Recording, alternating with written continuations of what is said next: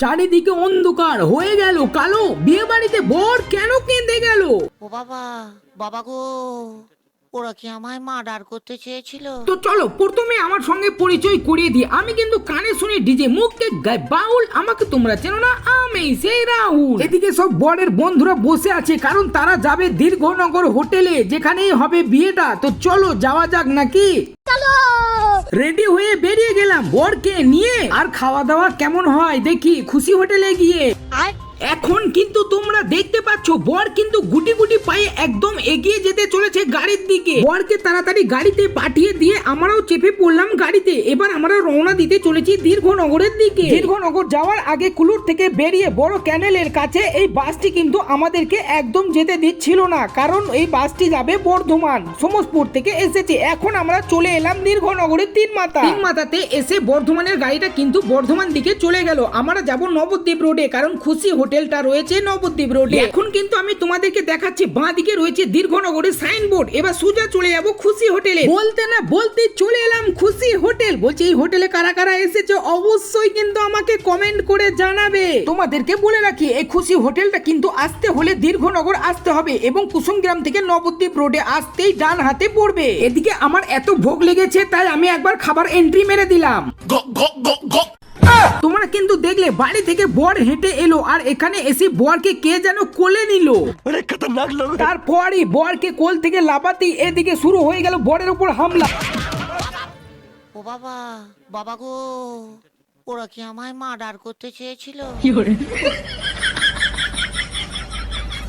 এদিকে আমি খাবো বলে তারা হুড়ু করে ভিতরে এসে দেখি কোনো টেবিলই ফাঁকা নেই। খুব কষ্ট যে বলা। প্রথমে হাত ধোয়ার জন্য দিয়ে দিল একটি করে পাত্র এবং দিয়ে দিল একটি করে জলের বোতল। তারপরে আবার একটি করে জুস। তারপর কিছুক্ষণ ওয়েট করার পর দিয়ে দিল একটি করে প্লেট। তারপরে প্লেটের উপর দিয়ে দিল একটু করে সস দেওয়া শেষ হতেই চলে এলো একটি করে পকোড়া। এবার পকোড়াটা একটু টেস্ট করা যাক নাকি? তো চলো দেখি। পকোড়াটা খাবার পরে চলে এলো একটি করে ভেজিটেবল চপ। আর এদিকে আমার বন্ধু কেমন খাচ্ছে দেখো।